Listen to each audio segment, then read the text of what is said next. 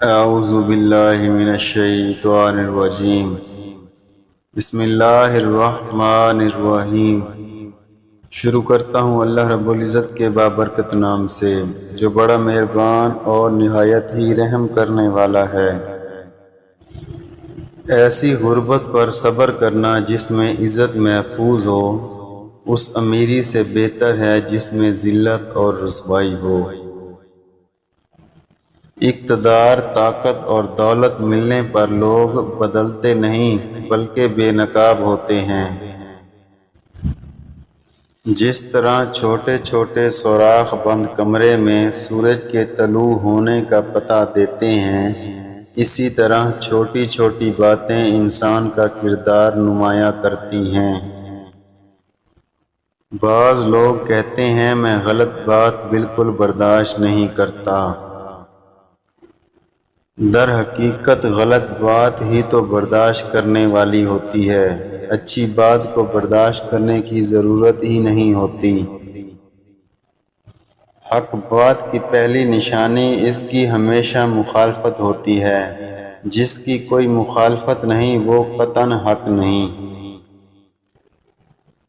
کسی نے حضرت رضی اللہ تعالیٰ عنہ سے پوچھا، اگر کسی کو کمرے میں بند کر دیا جائے تو اس کی روزی کہاں سے آئے گی؟ حضرت علی رضی اللہ تعالیٰ عنہ نے فرمایا، جہاں سے اس کو موت آئے گی۔ زندگی میں قسم قدم قلم بہت سوچ سمجھ کر اٹھانے چاہیے۔ الفاظ ہی سب کچھ ہوتے ہیں، دل جیت بھی لیتے ہیں اور دل چیر بھی دیتے ہیں۔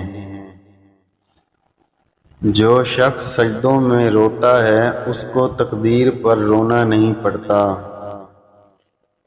انسان مکان بدلتا ہے، رشتے بدلتا ہے، دوست بدلتا ہے، لیکن پھر بھی دکھی رہتا ہے کیونکہ وہ اپنا رویہ نہیں بدلتا۔ بہترین بیوی وہ ہے جو تمہاری موجودگی میں عورت اور غیر موجودگی میں مرد کی طرح گھر میں رہے۔ زندگی کے ہر موڑ پر صلح کرنا سیکھو، کیونکہ جھکتا وہی ہے جس میں جان ہوتی ہے، اکڑنا تو مردے کی پہچان ہوتی ہے۔